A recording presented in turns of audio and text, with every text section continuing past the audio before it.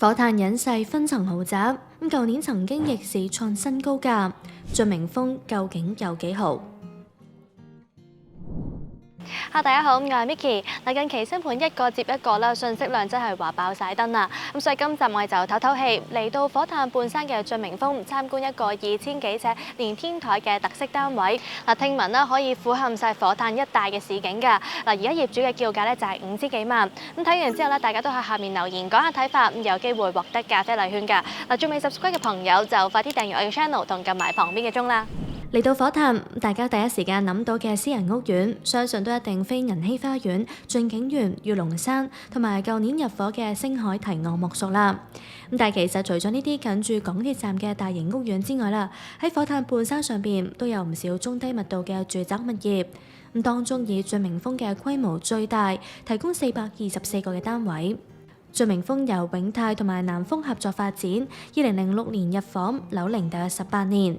有別於附近嘅物業，俊明峰係由高低座組成，所以戶型選擇上面亦都比較多元化。先講講低座啦，分佈喺屋苑嘅兩個地方，合共提供16個嘅單位。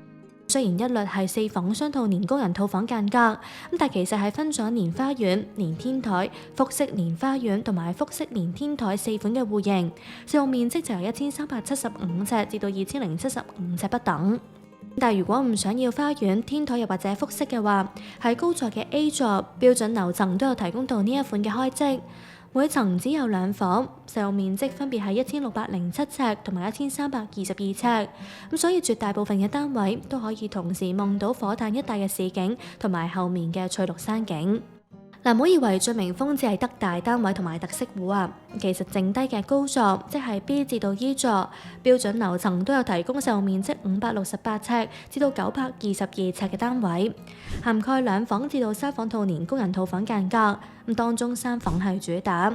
另外 E 座都有一處係面積細啲，大概1100尺嘅4房套連工人套房單位。呢4座就會一層有4至5房，都係共用2部電梯嘅。不過去到呢5座高座嘅頂層，又再次係過千尺嘅特色戶啦。今次我哋參觀嘅放盤就係其中一間，嚟自大單邊嘅 A 座，佢都係成個俊明峰入邊最大嘅一個單位，使用面積2291尺，4房雙套連工人套房間隔。除咗雙連平台之外啦，亦都有個近2000尺嘅天台。業主而家就連3個車位，以叫價5500萬放盤，相當於尺價大概24000蚊。即刻去睇睇啦。呢度一層咧係有2個單位嘅，不過上到嚟29樓頂層呢度咧就會變成一個單位，所以變相咧由電梯出嚟之後咧，呢度已經係屬於自己嘅私人電梯大堂。將呢度佈置一下，或者擺鞋櫃同埋換鞋凳都可以。呢個單位喺某程度上即係下層2個單位打通而成，所以見到個客飯廳係非常之大㗎，採用橫廳嘅佈局，長近17米。呢度係有超過1200尺，加上有近15尺嘅樓體襯托啦，都展現出一室嘅氣派。入到嚟咧，一定係會俾我後邊嘅呢一幅玻璃幕牆吸引住啦。佢係由客廳咧橫跨去到飯廳嗰一邊㗎。呢個單位咧就係向東南，可以咧俯瞰晒咧成個火炭一帶嘅市景。拍攝呢一日天氣咁啱麻麻地啊，聽代理講好天嘅時候係可以遠望到沙田馬場同埋城門河對岸嘅市景同埋山景㗎。空間咁大，自然佈局都好分明。客廳就喺大門嗰邊，有600幾尺。業主而家就擺咗2組皮革梳化同埋茶几喺度。其實都有足夠空間啦，可以擺多一張，又或者再大啲嘅梳化㗎。另外，如果係我嘅話，就未必會好似呢度咁擺電視啦，而係放喺客廳同埋飯廳嘅中間。始終廳區都有一定長度啦，中間嘅位置如果唔做偏廳又或者擺嘢嘅話，其實係有少少嘥位，亦都會令到兩廳嘅感覺有啲距離。其實客廳呢邊咧就係相連咗個平台㗎，咁就可以上埋去咧天台嘅部分。不過因為而家大廈外牆進行緊啲維修啦，所以見到咧都搭咗啲棚喺度。呢度同樣採用咗落地玻璃嘅設計，所以其實成間屋嘅採光都係非常之充足。呢個平台都有接近1000尺㗎，放啲大型戶外傢俬又或者擺設喺度都絕對冇問題。開 party 嘅時候啦，叫多啲親朋戚友上嚟都可以。前邊會有樓梯上天台，咁我哋陣間先上去，先入翻去屋入邊睇。呢個單位咧係會有4間房嘅，咁其中一間咧就係近住客廳呢邊，咁我哋入去睇睇啦。呢間房咧就有200幾尺度啦，咁就係間套房嚟㗎。另外都係唯一一間房咧係相連咗個平台。嗱，平台都唔細㗎，由於呢一間房係向住後面，即係北同埋西北面，咁所以係俾翠綠山巒包圍住，感覺都幾清幽寫意。咁天氣好嘅時候咧，喺度睇下書、曬下日光浴，又或者做下運動都唔錯。咁至於房入面嘅佈局都唔困難，咁就算擺完雙人床，可以三邊落床之後啦，都仍然有空間擺到書台又或者梳妝台。浴室係黑廁嚟㗎，雖然空間唔細，但就係企缸。呢度嘅收納空間，除咗有洗面盆下面之外啦，喺座廁對面都仲有個櫃嚟做儲物。其實業主係一手買入呢個單位，雖然有裝修過啦，但係始終已經有10幾年，或多或少都會有啲折舊。加上部分位置好似浴室咁啦，當初都係大致保留翻原裝設計，所以買家都要預留翻一筆資金嚟做裝修。我哋過去另一邊睇睇啦。嗱，飯廳呢邊咧，其實係有接近600尺㗎，咁所以喺度咧擺張再大啲12人嘅圓台啦，都係完全冇問題。可能而家張飯台有啲細啦，加上高樓底，咁所以感覺會有少少空洞。嗱，呢邊咧就係入去廚房嘅，我哋入去睇睇啦。嗱，廚房就非常之大啦，咁有兩邊嘅曲尺型工作台面啦，咁估計之前咧係仲要擺咗2部嘅雪櫃喺度添。咁既然空間咁大啦，如果係我嘅話，就會喺中間做張中度啦。廚房有明顯嘅使用痕跡，留低嘅家電亦都有翻咁上下年紀，咁都要重新裝修同埋更換。嗱，不過廚房咁大啦，都可以有好大嘅發揮空間啊！嗱，呢度再入咧就會係工人套房啦。咁見到呢一間房其實都相連咗個平台喺度嘅。咁業主咧都喺度擺咗個洗衣機同埋乾衣機喺度啦。咁其實你洗完衫之後就可以攞出去啦。工人房唔算細啊，不過擺完洗衣機同埋乾衣機之後啦，已經冇位可以擺到衣櫃啦，只能夠向上發展。呢度都有一隻門㗎，直接通往後樓梯，方便工人出入。咁呢個單位另外嘅3間房同埋浴室都係喺呢一邊飯廳入嘅。咁先睇睇浴室啦。咁其實同啱啱客廳房套廁嘅佈局同埋設計差唔多。嗱，不過呢度就係明廁，相對有利通風，而且係浴缸。咁轉過去近廳房啦，四四正正，呢度有160幾尺。咁衣櫃可以放喺轉角牆嘅一邊，而書台又或者梳妝台就可以放喺床尾，靠近窗邊，享有自然光。咁呢間房同客飯廳就係同向嘅。嗱，對面呢一間房咧就都係160幾尺度，不過咧佢就轉咗去咧望住後邊嘅山景，咁但係都會望到屋苑其他嘅座數同埋少少遠處嘅樓景。房間呈以長形，門後邊預留咗位置嚟擺衣櫃，咁所以感覺上咧會比起啱啱嘅房有多啲嘅走動空間。咁最後睇埋間主人套房啦，嗱，見到係非常之大啦，呢度咧有接近400尺嘅。咁除咗可以至中擺一張特大雙人床、電視櫃同埋貴妃椅之外啦，再擺多張按摩椅都絕對冇問題。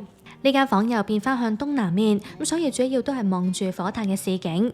咁長大約5米嘅落地大窗，都將客飯廳嘅感覺啦伸延入到嚟房入邊啦。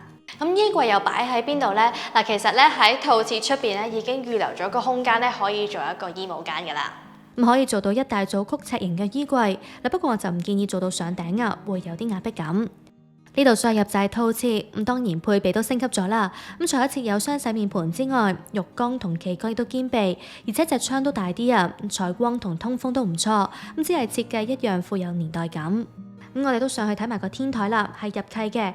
咁其實見到下面咁大啦，都估計到天台唔細噶啦。呢度有成1900幾尺，咁只要加以裝飾嘅話，都可以變成私人嘅空中花園。咁做緊工程嘅嗰一邊會低咗一級，咁加上用咗玻璃圍邊啊，我初頭以為係私人泳池嚟㗎，不過代理就話唔係，可能發展商係想俾屋主啦無邊際咁樣睇風景啊。呢個單位嘅管理費係11980蚊，唔計平台同埋天台面積，相當於每尺大概5個2。業主喺2004年以公司名義樓花買入單位，假設最終成功以而家嘅叫價5500萬賣出，而買入價3958萬嚟去計，業主帳面可以賺到1542萬。咁雖然單位升值到近39%啦，但都要跑輸大市大概1.9倍嘅升幅。由於呢個面積同埋開則嘅單位喺成個俊明峰就只係得呢一伙，加上附近嘅物業成交疏落，所以都比較難揾到近期同類型單位嘅成交作為比較。睇翻屋苑對上一次有特色單位嘅成交啦，已經係喺2021年㗎啦。當時低座6號屋就面積2049尺，就以4250萬易手，尺價大概係2萬蚊。雖然放盤嘅叫價係高近1成6啊，但係始終兩個單位嘅位置唔同，景觀會有明顯嘅差別。而且呢個成交單位係屬於複式連花園戶，所以開則上咧亦都有分別。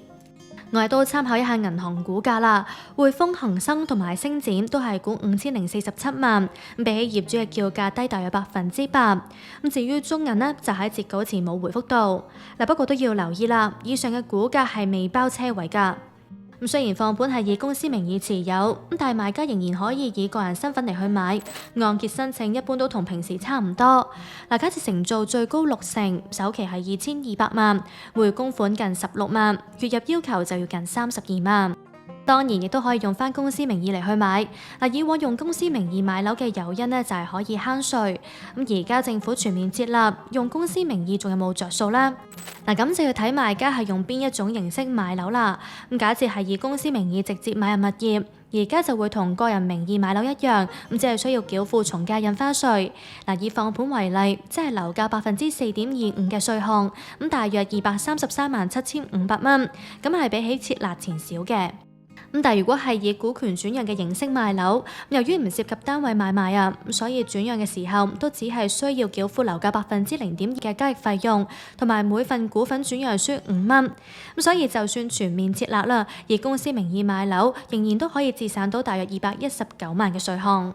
不過呢個做法向銀行申請按揭嘅時候就會有一定難度啦，買家或者要準備足夠嘅資金 full pay，而且都有其他類型嘅費用同埋稅項需要支付㗎，買家都要留意。睇翻成個俊明峰，其實呢2年成交一直疏落。根據土地註冊處嘅資料，今年暫時只係得2宗交易，舊年係5宗，而前年就係10宗，所以未必能夠完全反映到實際市況。不過喺舊年10月，比放盤低幾層嘅一個1607尺4房雙套單位，就以3150萬連3個車位易手，創下屋苑標準分層單位二手成交價新高，尺價係大約19600蚊。事實上，俊明峰嘅放盤一向唔多，呢類大單位就更加罕有，或者呢個就係佢能夠逆市創新高價嘅原因之一。都係自用嘅盤為主啊，同埋即係呢邊因為佢好處咧，咁其實換咧再換好啲都唔係咁容易，所以變咗放盤量就一向都偏低嘅。如果放埋咧就20零個，咁如果入場咧就2房加車位900萬，係嗰啲500幾尺實用嘅，租盤得6個。大概2萬尾3萬度咯，如果3房加車位，咁如果2房就2萬頭咯，2萬頭包車位。雖然俊明峰伙數唔多，但都設有一個3層高嘅會所，提供室內外游泳池、閱讀室、兒童遊樂室同埋健身室等20幾項嘅康體設施。圍住半山啊，出入自然唔算特別方便，所以屋苑都有提供到640個嘅車位，平均每戶有1.5個，所以見到唔少單位都係連車位放售㗎。好似今集嘅放盤就有3個嘅車位啦。如果自己冇揸車嘅話，屋苑都有提供到接駁車往返港鐵火炭站，不過只係限於星期1至到星期6嘅啫。如果錯過咗接駁車，又或者係星期日同埋公眾假期，住客可能就要行落山搭其他嘅交通工具啦。俊明峰所在嘅位置其實係喺火炭東工業區嘅嗰一邊，再向山上邊行。居民要喺區內買嘢食嘢，除咗附近部分工廈有食肆同埋咖啡店之外啦，就要過返去3個主要私人屋苑嗰一邊，會有商場同埋市集，提供日常基本所需同埋鮮活食材。嚟緊星海堤岸大概10萬尺嘅商場亦都會開幕。但如果仍然覺得唔夠嘅話，搭車去沙田新城市廣場亦都好方便。嗰度會有更加多嘅鋪頭同埋餐廳選擇。不過其實喺火炭工業區一帶，遲啲都可能會大變天。事關長實喺2021年嘅時候，就住呢度多幅嘅工業用地同埋毗鄰嘅政府土地，向城規會申請改劃為住宅用途，涉及大概20棟工廈同埋休憩地方。預計會重建為大型屋苑，提供大約4706伙，規模相當於半個沙田第一城咁大啊！根據相關嘅文件，項目會興建24座28至到38層高嘅住宅大廈，包括零售商店㗎，就分咗3期嚟去發展。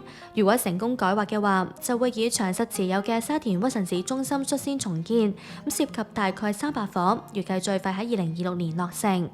不過都要留意啦，話作第3期發展嘅13棟工廈並唔係由單一業主持有，業權相對分散，估計比較難喺短期之內落成重建。工業區加快轉型，將來或者會有更加多嘅工廈重建。圍住半山嘅俊明峰相對遠離重建範圍，未必太受到直接影響，只可能係景觀上有唔同度。而之後亦都可以受惠到火炭嘅新面貌。咁但係工程期間嘅噪音啦，以至係出入時嘅沙塵都係要留意㗎。嗱，睇完今集呢一個單位之後，又覺得點樣呢？大家都喺下面留言話俾你知㗎，咁有機會獲得咖啡禮券。嗱，最後中意呢條片嘅朋友就記得 like 同埋 share 啦。